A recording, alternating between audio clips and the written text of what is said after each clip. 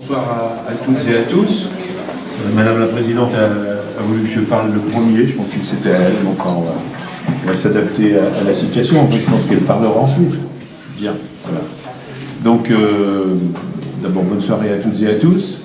Je salue donc Corinne Pelayo, la présidente du conseil d'administration de la MJC. Je salue aussi Anne Gros-Perrin, la directrice. Je dirai un mot tout à l'heure son attention, mais j'attendrai peut-être de le mettre dans le cadre de mon propos et pas simplement au moment du salut.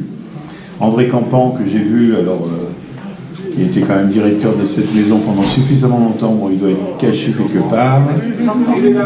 30 ans, voilà. Ah, mais je ne voyais pas, voilà. On peut venir un peu vers nous, enfin, sauf si. Je sais c'est pas quelqu'un qui se montre beaucoup, mais enfin, on peut le faire. Et puis je salue aussi collectivement tous les membres du conseil d'administration de la MJC. Il y a aussi de nombreux partenaires qui sont ici, alors je ne vais pas les distinguer. Je ne sais pas s'il y a des gens de l'Ethnopole, je le cite particulièrement parce qu'ils sont là, ils habitent ici, si on peut dire, d'une certaine manière, dans les anciens dortoirs de la MJC, puisque cette maison a aussi accueilli à différentes reprises des activités, des groupes, même des compagnies quelquefois. C'était vrai au moment des invites, je crois, la dernière fois avec Buratini, qui a, je crois, logé ici. Donc des invites, il y a déjà, pas cette fois, mais il y a déjà 4-5 ans. Bon, c'est vrai que les locaux ont permis quelquefois ces accueils-là, mais pour l'Ethnopole, qui est l'ancien centre des musiques traditionnelles rhônales, je le dis parce que ça situe un petit peu plus ce qu'ils sont et ce qu'ils font. Ils sont installés ici, même si je crois que leurs archives vont bientôt les accompagner. Enfin bon, c'est pas le propos tout à fait aujourd'hui, mais tout ça c'était pour souligner le partenariat. Et il y en a évidemment d'autres, parce que ça fait aussi partie de ce qu'est la MJC, de ce que vous avez développé particulièrement, je crois, avec succès ces dernières années. C'est d'être aussi dans la vie culturelle, socioculturelle, associative, bref, dans la vie tout court de notre ville, un partenaire sachant louer donc des liens avec des acteurs du territoire, si l'on peut dire, qui sont évidemment pas les mêmes que vous, mais qui ont des liens serrés. J'ai un petit salut particulier pour le Théâtre National Populaire, j'ai dit Laure Charmin, enfin, on a devisé un peu tout à l'heure par rapport aux prochains accueils du TNP. Je les remercie aussi d'être ici. Puis je termine, ou tout au moins je continue avec les élus présents. Loïc Chabrier, qui est l'adjoint à la culture et qui est aussi auprès de vous, je dirais, depuis de nombreuses années comme le référent de la ville, même si les autres qui l'accompagnent le sont aussi, mais à des degrés divers. Jonathan Bocquet, donc, qui est l'adjoint à la jeunesse, c'est celui qui a l'alarme, là, pour ceux qui ne le connaissent pas, hein, j'ai distingué. Et puis Damien Vertillier, il a plusieurs titres pour que je le salue, je termine avec lui, enfin, je continue avec lui, puisqu'il est adjoint à l'éducation, mais il a été quand même président de cette MJC durant 5 ans, de 2001 à 2006, oui, c'est ça. Et à l'époque, il est toujours jeune, mais c'était le plus jeune président de la MJC. Je ne sais pas si c'est de France, on n'est pas allé vérifier, mais en tout cas, président de la MJC à 19 ans, bah, du monde, pourquoi pas. En tout cas, voilà. Et à l'époque, c'était André Campan qui en était le directeur. C'est bien ça. Voilà. Ce qui nous rassemble aujourd'hui, comme événement, c'est l'inauguration du hall de la MJC, rénové quand même de manière assez considérable, même si, évidemment, on ne peut pas totalement changer les choses. On retrouve quand même le quadrilatère, où en volume, c'est un parallélépipède, si on voit le plafond qui était préexistant, mais il y a quand même eu pas mal de modifications qui font que, si l'on s'y retrouve, en même temps, on voit aussi que les choses ont changé. Et puis le hall, c'est quand même quelque chose, évidemment, c'est l'endroit où c'est un hall d'entrée, parce qu'il y a dans des bâtiments, il peut y avoir des halls dans lesquels que l'on fréquente sans pour autant être hall d'entrée, et donc il a à partir de là une fonction qui est liée à l'entrée même, et en rentrant tout à l'heure, justement, vous montriez, Madame la directrice, la fonction un peu que vous souhaitez voir. On entre cette fois-ci, je dirais, sur l'entrée. Enfin, c'est un peu compliqué sur l'accueil, voilà. Alors qu'avant, c'était plutôt ici, donc le fait de rentrer, de se retourner, de regarder, il y avait quelque chose qui n'était sinon pas naturel. Donc voilà le budget, 280 000 plus 80 000, bon, environ presque 400 000. Donc voilà. Donc c'est quand même conséquent. Évidemment, ça finalise quand même des travaux beaucoup plus conséquents qui avaient eu lieu il y a maintenant près de 4 ans. Hein, c'était avant que vous n'arriviez, je crois bien. Oui, enfin, à peu près, oui. Voilà. Un peu plus tard que 2011, non. Voilà, 2014. Voilà, et qui est la rénovation de la salle. Alors on dit la salle de la MJC, on a dit les anciens noms, c'était le cinéma-théâtre Bonneterre. Voilà, je regarde André Campan, excuse, mais je pourrais me regarder moi-même. Ce qui est plus difficile. Mais c'est vrai que cette salle avait atteint quand même auparavant un niveau de vétusté considérable, qui avait d'ailleurs provoqué d'une certaine manière une vraie attente, parce que c'était tellement vétuste que pour savoir ce qu'on faisait à la place, ça avait provoqué de la réflexion. Bon, l'état des sièges, notamment, autrefois, était quand même à lui seul un vrai sujet. Je vois qu'il y en a quelques-uns plus anciens qui s'en souviennent. Et ça a été une réalisation d'importance avec cette salle de 243 places ou quelque chose comme ça, que la ville a évidemment conduite et qui a été un vrai sujet de discussion. Hein, je pense que Louis Charbonnier a accompagné beaucoup dans la discussion. Quelquefois, sinon de conflit, au moins de discussion au bon sens du terme, dans le sens où la discussion peut être quelquefois une certaine controverse. Je crois que le parti qui a été retenu finalement s'est révélé en tout cas un bon parti, assez classique hein, dans sa disposition, avec une salle de scène, des sièges en frontal, mais pour l'avoir déjà, elle, fréquentée, plutôt dans des fonctions de conférence, accueil, mais je sais qu'elle est quand même aujourd'hui une des raisons qui a permis, je pense, à la MJC de parcourir un nouveau chemin. C'est lié à beaucoup de choses, à vous, Madame la Directrice, mais c'est aussi lié à l'équipement lui-même. Et donc c'est tombé en même temps. Ça a fait quand même un outil, voilà, comme vous dites, qui a contribué à ça.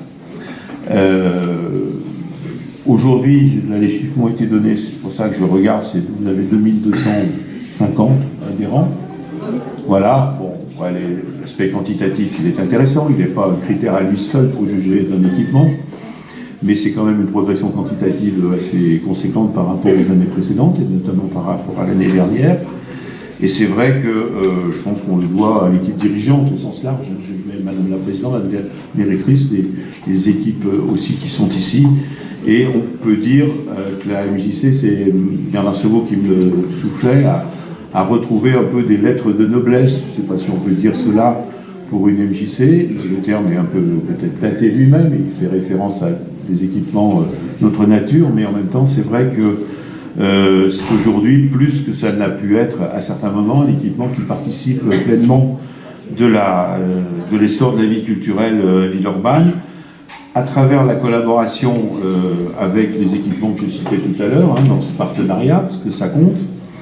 Et puis, je ne crois pas l'avoir cité, mais tout le monde le sait, il y a eu un baptême à travers un mot qui, finalement, je pense, a bien... Vous en aviez parlé, je crois qu'au début, j'avais été un peu étonné. En tout cas, je sais souvent que quand j'accueille des choses, que je commence à développer les critiques avant de l'adhésion. Mais la balise 46, je pense, c'est mieux que Cinéma-Théâtre Bonneterre, ce qui signifiait plus grand-chose, puisque d'abord le cinéma était parti depuis longtemps. Bonneterre, c'est le quartier, et puis d'une certaine manière, en le désignant à travers un terme générique comme ça, je crois que ça fait partie aussi des choses qui ont contribué, évidemment pas à elle seule, mais en tout cas à ce que la MJC retrouve ces lettres de noblesse dont je parlais précédemment. Je voudrais aussi, puisque c'est le moment des compliments, mais des compliments sincères, souligner aussi la qualité des documents de début d'année ou qui accompagnent la saison. Hein, c'était assez remarquable cette année. Alors, d'habitude, on fait des citations, mais là, je vais citer Corinne Penaillot et Anne Gros-Perrin dans leur édito, où elle-même citait Picasso, en tout cas, empruntait une phrase à Picasso, donc on cite. Sur la thématique, c'est « On met longtemps à devenir jeune », ce qui est en soi, évidemment, assez intéressant de le dire comme cela. Et vous disiez que cette phrase de Picasso, lancée comme on allume un projecteur sur la perspective du temps, nous a semblé être le bon éclairage pour une saison particulière, celle de cette année, celle des 70 ans de la Maison des Jeunes et de la Culture de Villeurbanne. Se sentir plus jeune que lorsqu'elle était jeune, plus libre, moins pressée, disait Cocteau, deuxième à l'intérieur, Et dans la folle accélération du monde, ça c'est vous, c'est un défi pour notre association, mais également une invite à toutes celles et ceux qui l'accueillent. Voilà, c'est partie des citations, enfin qui donnent un peu du sens à ce que l'on fait, ce qu'on veut faire dans un équipement. Quelques mots, pour ne pas être trop long, parce que je sais que vous avez votre assemblée générale à 19h30, non pas 19h, je croyais que c'était ça au début, donc ça nous donne un peu de respiration. Sur l'histoire de cette maison, mais vraiment très brièvement, parce que je pense que vous avez sans doute eu l'occasion de la décliner, de la visiter, de la rappeler lors du 70e anniversaire, même lors des anniversaires précédents d'ailleurs, parce qu'il y a eu d'autres grands anniversaires avant. Il y a quand même d'abord ce qu'on pourrait dire, non pas la MJC de Villeurbanne, mais il y a l'histoire des MJC, de la naissance à la fin de la Seconde Guerre mondiale. Je le dis volontiers parce que c'était un peu André Philippe, qui était un parlementaire dont la descendance est toujours présente ici dans notre vie politique, au sens large du terme, avec Thierry Philippe notamment, qui a été en 1944, donc alors jeune député CFIO de la Libération, qui a quand même été un peu à l'origine de ce concept je crois que c'est la République des jeunes, voilà, vous allez en parler, donc je ne vais pas trop le faire. Mais ça c'est pour la naissance, je dirais, dans l'esprit de ce qu'était l'éducation populaire. Ça nous permettrait sans doute, mais peut-être allez-vous le faire, aussi de revenir sur cette notion d'éducation populaire. On l'avait fait quand j'avais rencontré pour la première fois Madame Grosperrin, on en avait parlé un peu avec à la fois ce que ce concept a toujours d'actuel et puis la nécessité aussi de le revisiter aujourd'hui. Sinon, de toute façon, on ne peut pas en faire un concept poussiéreux, et c'est pas toujours facile, voilà, on sait aussi que la difficulté peut être là. Et puis il y a la maison elle-même de Villeurbanne, mais qui épouse presque dans le temps, chronologiquement, cette histoire-là, puisque l'acte de prénaissance est en 1946, alors j'ai amené ça parce que je ne sais pas si vous l'avez comme document, je pense, mais il est bien, c'est le... Oui, vous l'avez, voilà, c'est le restaurant au 32 avenue Henri Barbus. C'était en 1946, donc c'était évidemment tout de suite après la guerre. C'était déjà la maison des jeunes de Villeurbanne, il n'y avait pas encore le statut associatif d'ailleurs. Et je le lis parce que c'est savoureux. Savez-vous qu'un restaurant vous attend, donc c'est une vraie pub, hein, à 25 francs, le repas copieux et bien servi, dans un cadre jeune et agréable. Et après c'est encore mieux, vous qui payez bien cher ailleurs, venez nombreux, 32 avenue Henri Barbus. Voilà. Photocopie.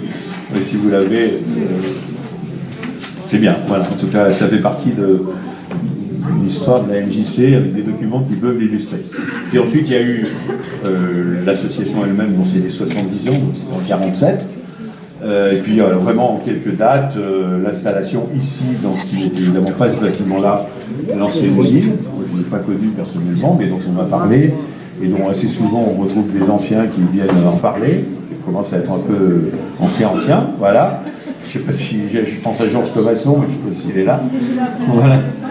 Et puis, il y a eu un petit passage dans un bâtiment aujourd'hui disparu, rue Voltaire, qui a été commissariat de police aussi, qui a accueilli les éclaireurs.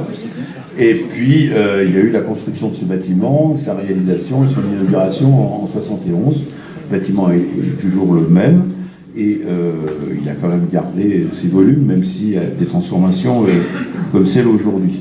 Voilà, je vais m'en tenir là pour cette histoire-là, mais 70 ans, c'est riche, et comme ça correspond quand même, comme c'est une des premières MJC de France, et puis c'était une taille importante, dans la vie de Villeurbanne et la vie politique au sens large, quand je dis politique, c'est pas simplement politique politicienne, mais bah oui, ça a été associé aussi à beaucoup d'événements liés à l'éducation populaire, en 68, les conflits entre les différentes fédérations, enfin bon, on va comprendre tout ça.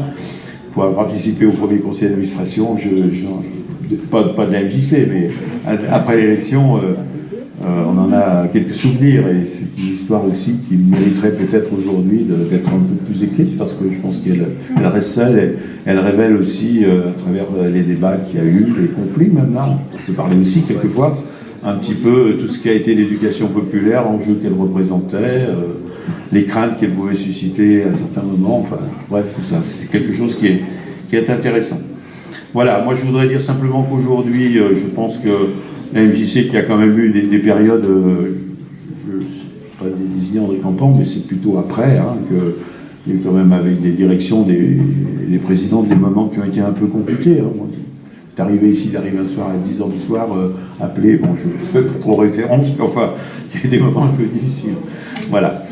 Et je pense que cette maison, avec Corinne Pélaillot et avec Anne Gros-Perrin, peut-être aussi et surtout, à retrouver d'abord de la sérénité, ce qui ne suffit pas, parce qu'on peut être serein et puis trop apaisé, mais en même temps qui a redonné du sens, qui a repris un peu ce qu'on peut appeler les instances de gouvernance, redonner du sens à l'action de cette MJC, de ce qui s'y passe, l'inscrire un peu dans ce qui était dit en quelques mots lors de l'éditorial, et je veux dire que j'en suis reconnaissante.